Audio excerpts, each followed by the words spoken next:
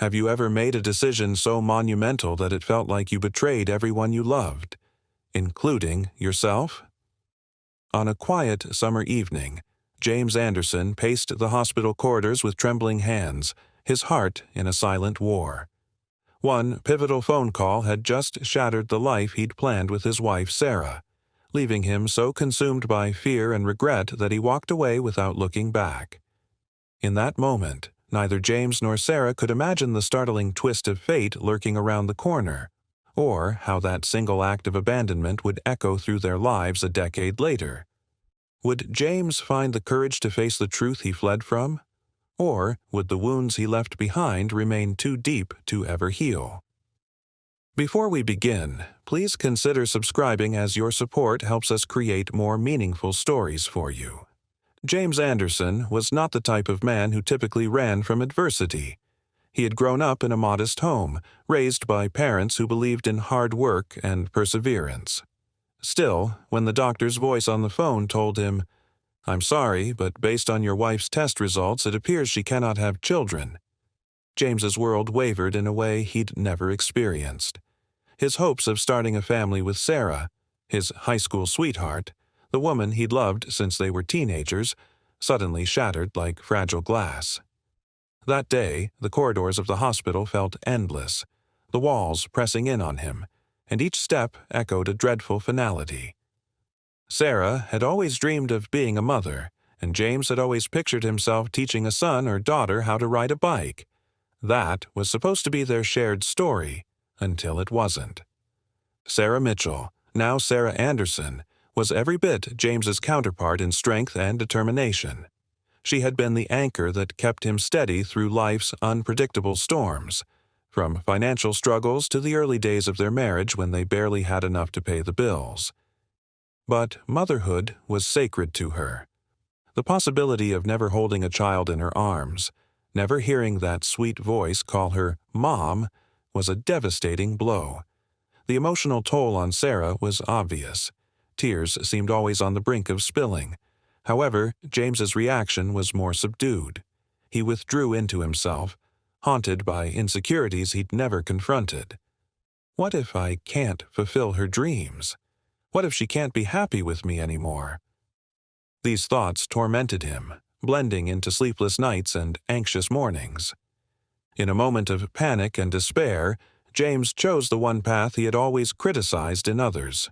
He ran. He left Sarah, claiming he needed space to process. He framed it as though he were saving them both from a lifetime of regret and disappointment. But the moment he packed his suitcase, a twinge of guilt stabbed his heart so profoundly that he almost turned back. Almost.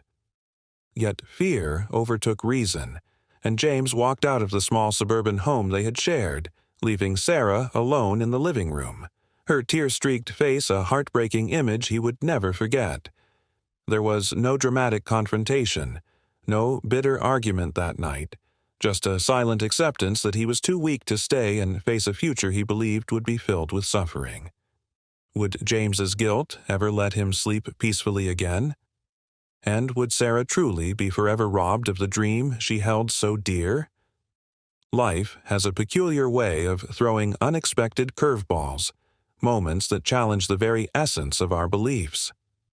Shortly after James left, Sarah received an urgent call from the hospital. At first, her heart raced with dread.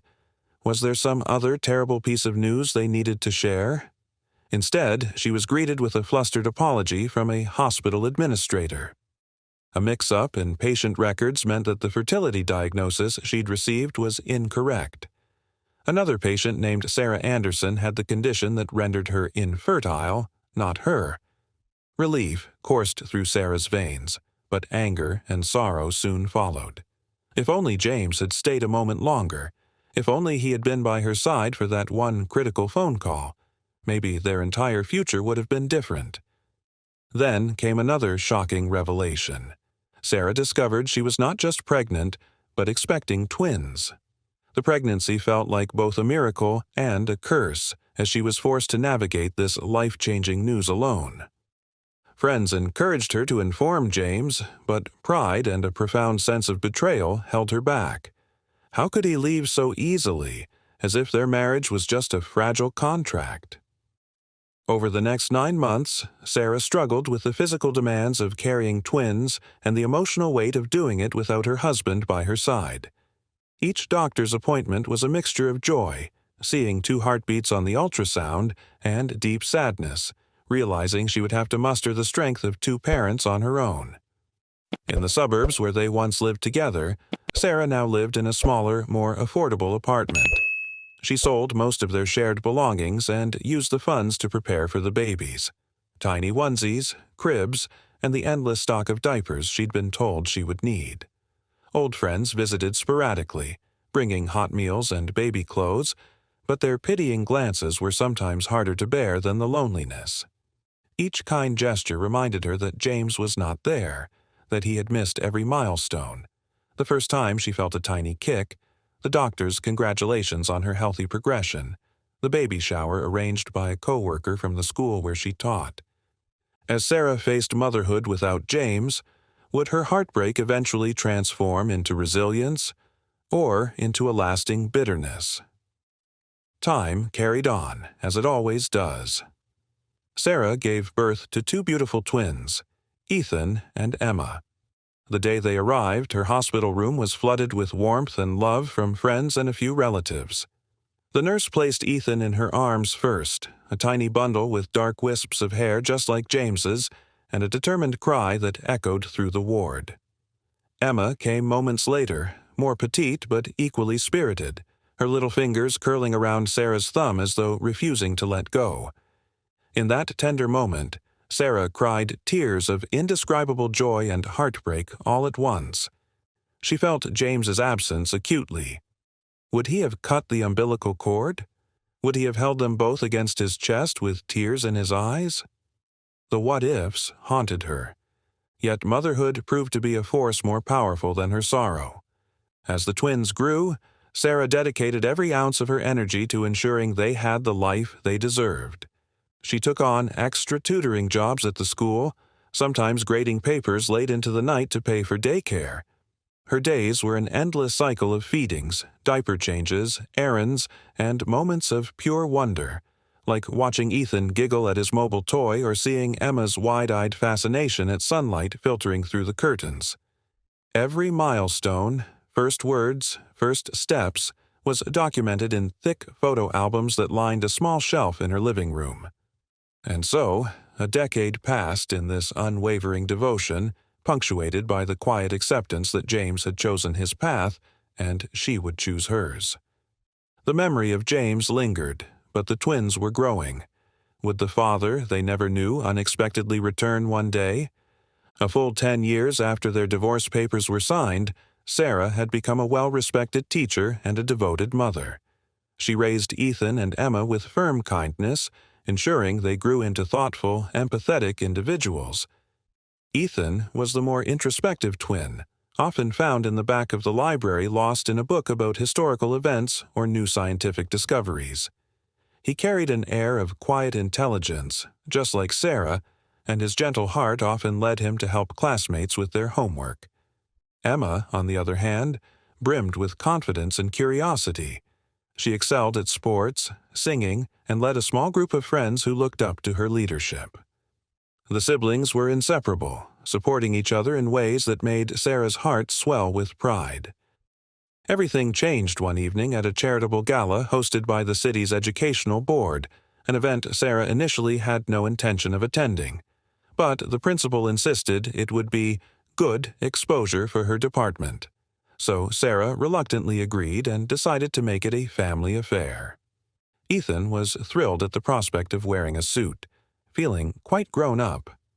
Emma, less enthusiastic about formal clothing, still relished the chance to explore the fancy banquet hall.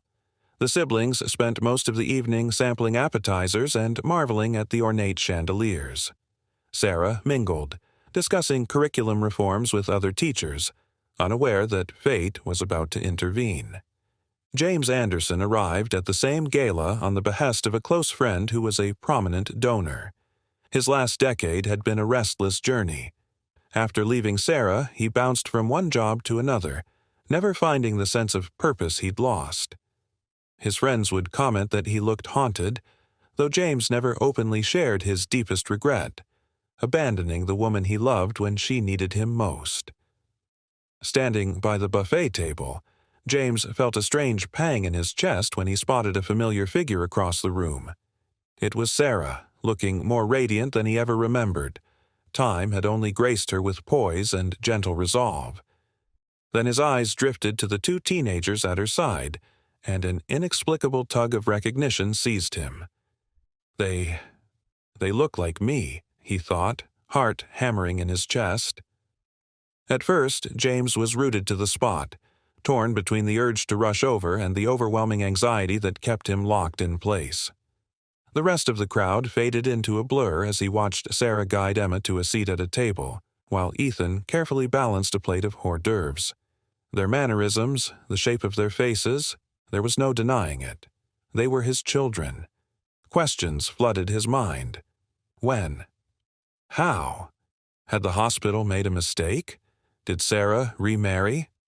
Slowly, he approached, each step feeling as if he were wading through molasses.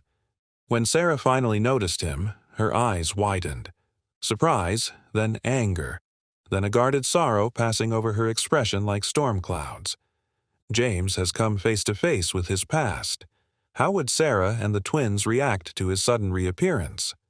The initial confrontation was painful and tense. "James," Sarah said in a clipped tone, her posture rigid. Emma and Ethan paused, looking between the two adults. Emma immediately sensed the thick current of negative energy swirling around her mother. "Is this someone you know, Mom?" Emma asked sharply, protective instincts kicking in. Sarah swallowed, trying to maintain composure in front of her children and the many eyes around them.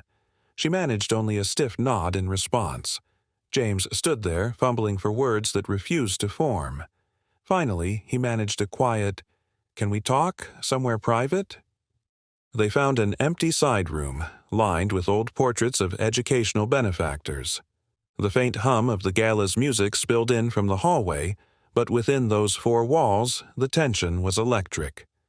Sarah kept her arms folded, drawing an invisible barrier between them. The twins hovered near her, uncertain yet curious. James looked at them, Emma's defiant stare, Ethan's more open, questioning gaze, and felt an immense wave of regret wash over him. Clearing his throat, he began the only way he knew. "I had no idea. I was told you couldn't." His words faltered. He glanced at Sarah, who looked at him with an expression that was part anguish, part fury. Would Sarah reveal the truth, or would her pain overshadow everything she had to say? Sarah held herself steady, unwilling to dissolve into tears in front of James after a decade of fortitude. "There was a hospital mix-up," she said finally, voice taut. "You left before I could tell you that you'd been wrong. We had been wrong." She explained the moment of realization, the hospital's frantic apology, and the bittersweet reality of her pregnancy. James's jaw clenched as he listened.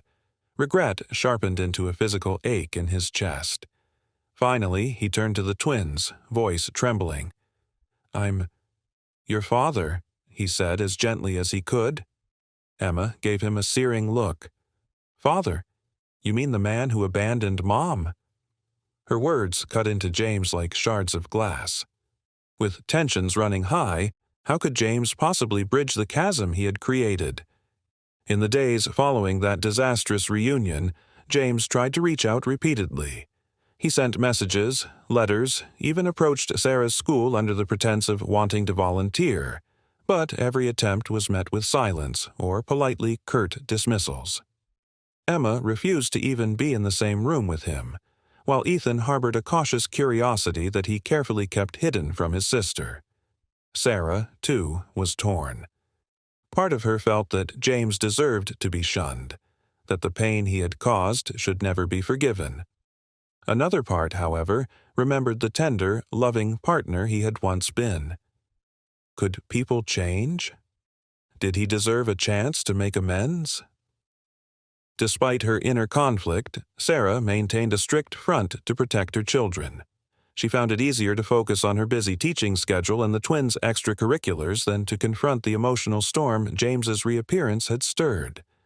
Emma excelled in choir and even joined the track team, pouring all her energy into these pursuits, perhaps to distract herself from the father-shaped hole she never realized she was missing. Ethan, meanwhile, began spending more time alone, reading articles about medical errors and how frequently they occur. He found a strange comfort in understanding the science behind mistakes, trying to rationalize how fate had placed him and Emma in this predicament. Would James simply fade away again, or was there more to come that could change everything? A few months slipped by. James, driven by remorse and a quiet determination, sought the truth of that hospital mix-up, hoping to piece together a timeline that might explain how everything fell apart. He visited the hospital archives, sifting through old patient records, with appropriate permissions, of course. What he found only deepened his regret. It was a simple typographical error. One Sarah Anderson had been mistakenly assigned the other's lab results. A few keystrokes changed the course of 4 lives. Yet, to James, this wasn't just an administrative glitch. It was the root cause of his greatest mistake. If only I had stayed a little longer. If only I'd trusted Sarah to handle this together. He replayed that day in the hospital corridor endlessly, feeling powerless to rewind time. Meanwhile, life carried on for Sarah and the twins. On a crisp autumn evening, Emma wrapped up track practice with a sensational win that earned her a spot in the regional finals. Sarah was elated. Ethan, equally proud of his sister, shared a celebratory dinner at their favorite family-run pizzeria. The siblings chattered about the competition, homework, and upcoming choir performances, momentarily forgetting the shadow of James's reappearance. As the night wound down, Ethan mentioned offhandedly that he'd seen James outside his school library one afternoon. Sarah stiffened, but Ethan quickly added, "He didn't try to talk to me. He just watched from a distance and then left. He looked sad." Sarah offered no response. She simply gazed into the distance, tears of conflicted emotions gathering in her eyes. Would guilt and regret be the only legacy James left behind? Then came the turning point nobody expected. Ethan began experiencing unusual fatigue. What started as mild dizziness during PE class escalated to frequent headaches and episodes where he nearly fainted. Emma, always quick to notice changes in her twin, grew anxious. Sarah, alarmed, scheduled doctor's appointments. Blood tests revealed a dire reality. Ethan was suffering from a rapidly progressing kidney condition. Their local specialists referred them to a bigger hospital in the next county, where a nephrologist confirmed that Ethan would soon need a kidney transplant. The news rocked their small family, overshadowing all other concerns. Sarah's life spiraled into a blur of hospital visits, insurance forms, and desperate phone calls to potential donors. Extended relatives, close friends, everyone was tested, but nobody was a match. Emma offered to be tested, though she was too young, and that alone complicated ethical considerations. With each passing week, Ethan's condition worsened. Dark circles framed his eyes, and his once lively spirit grew quiet and lethargic. Sarah watched her son slip away, her heart breaking anew every day. The family is in crisis. Would James find out in time, and what would he do? Word of Ethan's condition eventually reached James through a distant cousin who still kept in touch with Sarah. The moment James learned of his son's plight, he felt a renewed sense of purpose overtake him. He marched straight to the hospital, fear and love battling within him. When he approached Sarah in the waiting area, her eyes were red from sleepless nights and worry. She tried to stand to protest his presence, but James spoke first. "I heard about Ethan. Please, let me help. I can be tested." His voice was firm, unwavering. Sarah searched his face, seeing the desperation there. Part of her wanted to reject him on principle, to keep him at arm's length as punishment for the past. But reason and a mother's love for her child conquered her pride. She gave a slow nod. James underwent a series of blood tests, tissue typing, and myriad medical evaluations. Days passed in excruciating suspense. Emma seethed with resentment, hating the fact that the father who had caused so much pain might be their only hope. Ethan, for his part, was too ill to fully comprehend all the family tension swirling around him. Finally, a doctor called them all in to share the results. James was indeed a suitable match. A heavy silence filled the room. It was as though the entire world had pressed pause. Emma's breathing hitched. Sarah covered her mouth with trembling fingers, and James closed his eyes, silently thanking whatever higher power he believed in that he might atone for his failure by saving his son. James can save Ethan, but will Sarah and Emma accept his help? And what consequences will the surgery bring? Hospital bureaucracy delayed the transplant slightly, but eventually the day of the surgery arrived. Sarah sat between Emma and James in the waiting area, the tension thick yet overshadowed by worry for Ethan. James tried to speak to Emma, but she refused to meet his gaze, arms folded as she stared at the floor. Sarah offered James a tentative glance of gratitude. "Thank you," she whispered. He reached for her hand, but she pulled away gently. It wasn't forgiveness, just an acknowledgement of this critical sacrifice. Within an hour, James was wheeled into one operating room, Ethan into another. Emma, tears silently rolling down her cheeks, finally looked at her father as he disappeared through the swinging doors, her hardened expression cracking into something uncertain. The surgery was lengthy. Sarah and Emma waited anxiously, pacing the corridors. The hospital lights buzzed overhead, the sterile smell of disinfectant mingling with the strong coffee Sarah clutched. In those agonizing hours, mother and daughter exchanged few words, their thoughts consumed with one prayer. Please, let them both be okay. When finally the surgeon emerged, fatigued but wearing a hopeful smile, Sarah and Emma nearly collapsed in relief. The operation had been a success. Ethan's body was showing promising signs of accepting the new kidney, and James was resting, though in pain. In that moment, as relief flooded in, Emma grabbed Sarah's hand, and they both wept. Would this life-saving act truly mend the rifts, or would the scars remain too deep? Recovery was a slow process. Ethan remained in the hospital for several weeks, carefully monitored for any sign of organ rejection. James also required time to heal, though he insisted on being wheeled to Ethan's room as soon as he was able. On one such visit, as James was pushed into the room by a nurse, he found Emma there, reading quietly to her brother. When she saw James, an array of emotions flitted across her face: resentment, curiosity, and a flicker of gratitude. James spoke softly. "How's he doing?" Emma hesitated, then answered, He's doing better." She glanced at her father, finally managing, "Thank you for doing this." That thank you was like a fragile truce. In the weeks that followed, James stayed in a nearby rented room to remain close to the hospital. Whenever he was mobile enough to visit, he and Ethan would talk, at first about surface topics like video games or books. Over time, they delved into deeper conversations. Ethan was curious about his father's past, about James's family, and what drove him to leave. James, raw with remorse, admitted his fears and the terrible decision that had snowballed into a decade of estrangement. The more they spoke, the more Ethan's guarded skepticism gave way to empathy. Emma has softened slightly, and Ethan is forging a bond with James. But can Sarah bring herself to trust him again? Eventually, Sarah found herself having longer conversations with James as well. Nightly visits to check on Ethan often overlapped with James's own visits.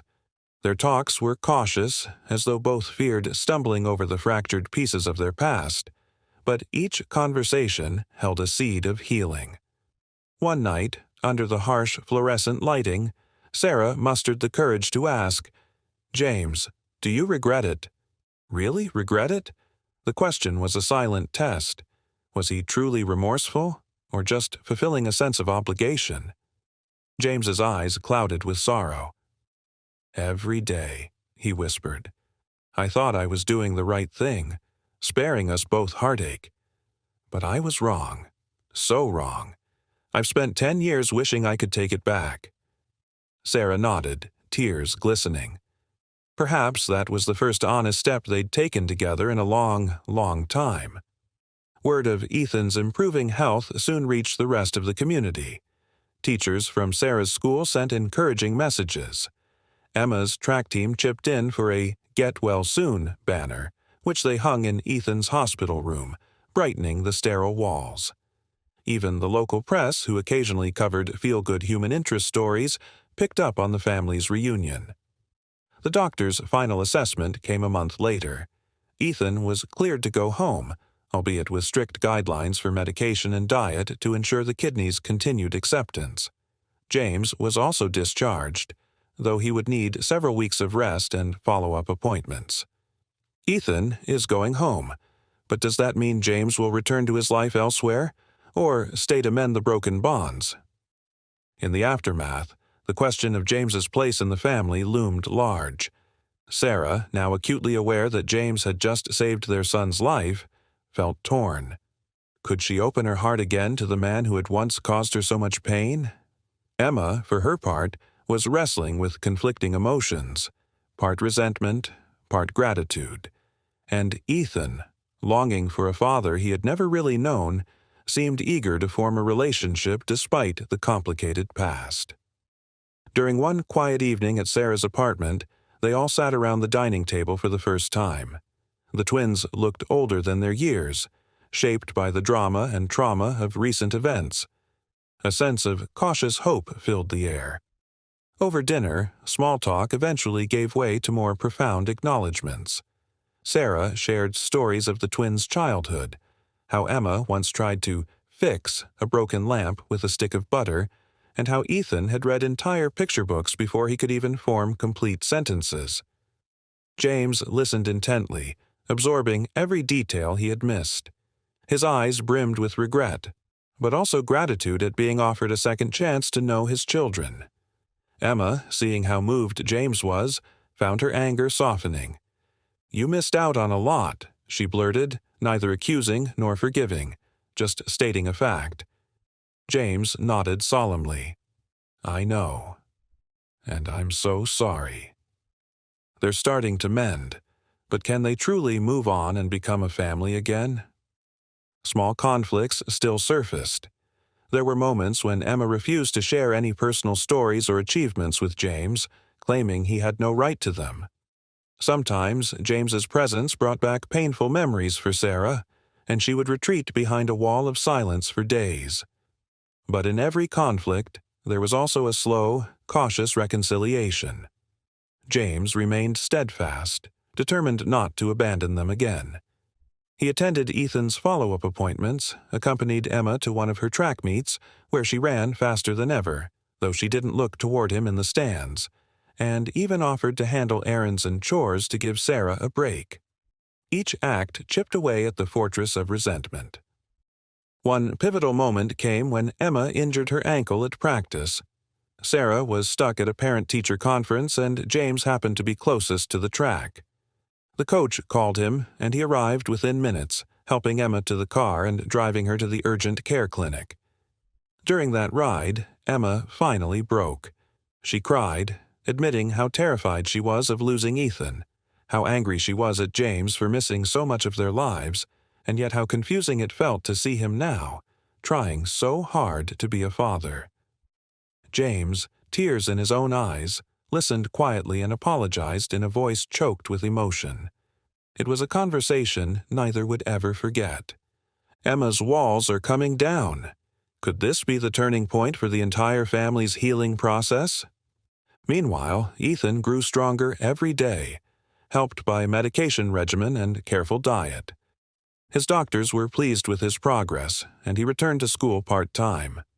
Though more reserved than before, he held a newfound respect for life, and for his father, who had literally given him a second chance.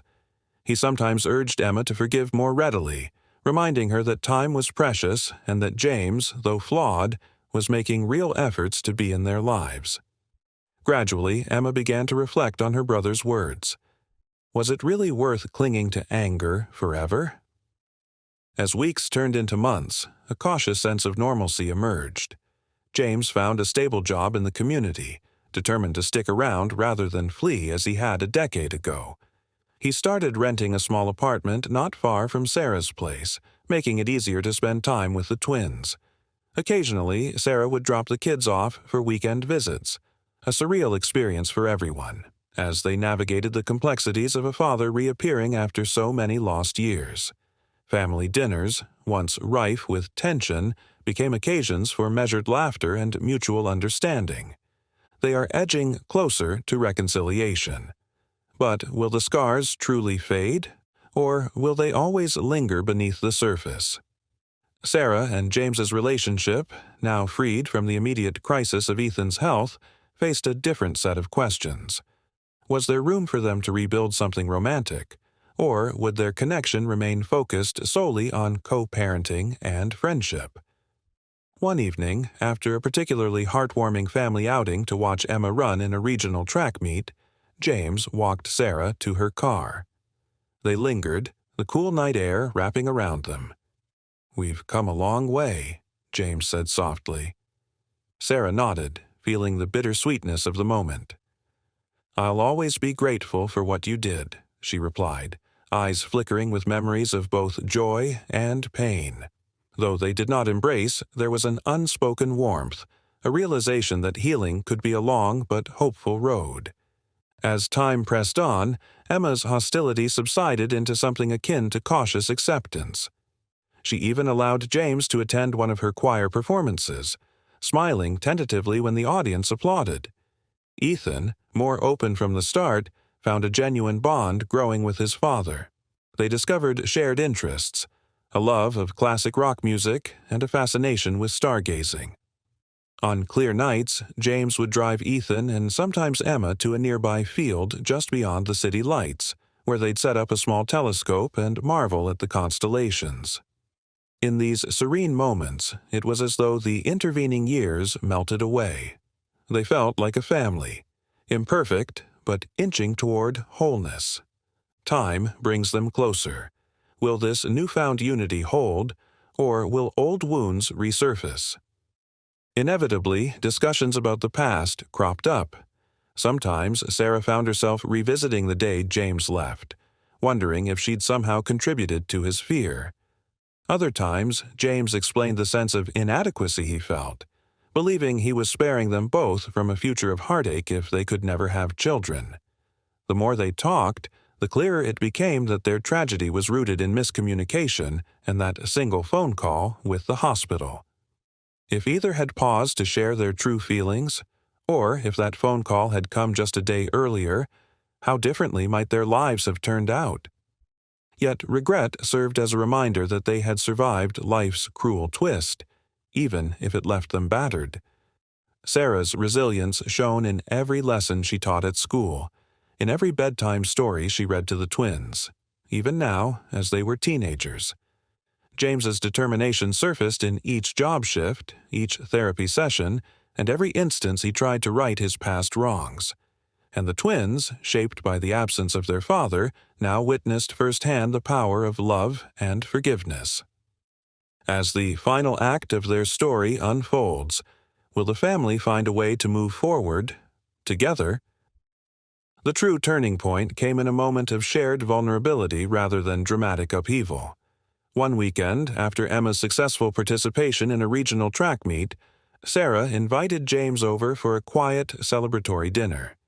It was a simple gesture, but profoundly significant. The dining table, now expanded to fit them all, felt like a symbol of their evolving relationship. Amid the soft clinking of cutlery, laughter rose when Emma recounted how she nearly tripped over a misplaced baton but recovered in time to win. Ethan added his own jokes, referencing past mishaps in their family life. Then, during a lull in conversation, James cleared his throat. "I know I can never fully make up for leaving," he said, his voice trembling with sincerity. But I want you both, Ethan, Emma, and you, Sarah, to know that I'm not going anywhere again, ever." The words, spoken simply, carried a weight that echoed in each of their hearts. Emma blinked, tears forming. Sarah's lips curved into a tentative smile. Ethan reached out to pat James's shoulder. It was a moment of emotional truth, the family's silent acknowledgement that they had all traveled a long road to get here, and they weren't about to throw it all away. With time, acceptance quietly took root. Emma found she could talk to James about everyday things without feeling anger twist in her gut. She even discovered they shared a keen sense of humor, a hidden trait that made them both snicker at puns and silly movies. Ethan's health stabilized, and his gratitude toward James slowly translated into genuine father-son bonding. They would attend local baseball games, each discovering a sense of normalcy in the experience. Sarah, observing these changes, felt her own bitterness loosen its grip. She saw that James's commitment was not a fleeting moment of guilt, but a sustained effort to be present. Eventually, she allowed herself to forgive him, not naively, but with the wisdom of someone who understood that life's tragedies often stem from misunderstandings and fear. She harbored no illusions that everything was suddenly perfect, but she believed in the possibility of a renewed future. On a golden Sunday afternoon, they all found themselves in a local park having a small picnic. The gentle warmth of the sun, the smell of fresh grass, the laughter of nearby families, all served as a soothing backdrop. Emma was teasing Ethan about something silly he had done during the week, and James attempted to defend his son playfully. Sarah, watching them, felt an unfamiliar swell of contentment. This, she realized, is what family can be, even after all the heartbreak and years of absence. It wasn't about forgetting the past, but about choosing to build something new upon its lessons. No more major conflicts loom, but how will their story conclude with a lasting impact? As they packed up the picnic gear, Sarah caught James's eye. With a small smile, she nodded toward the twins. "They're lucky to have you in their lives now," she said softly. James exhaled a breath he didn't realize he'd been holding. "I'm the lucky one," he replied, voice thick with emotion. In a spontaneous gesture, Emma and Ethan both stepped forward, linking arms with their parents. The four of them walked back to the car, the setting sun casting long shadows that intertwined, a simple image of a family rediscovering itself, step by cautious step. If this story touched your heart, share it with someone who might need a reminder that second chances can bloom in the most unexpected ways. Life has a way of teaching lessons when we least expect them, but it's never too late to rebuild what's been broken. Thank you for taking this journey with us. Remember to treasure the moments you have with those you love. Don't forget to like and also. A simple thank you in the comments means the world to us. And if you'd like more stories that make you think about life's fragile twists and turns, please consider subscribing for our next tale.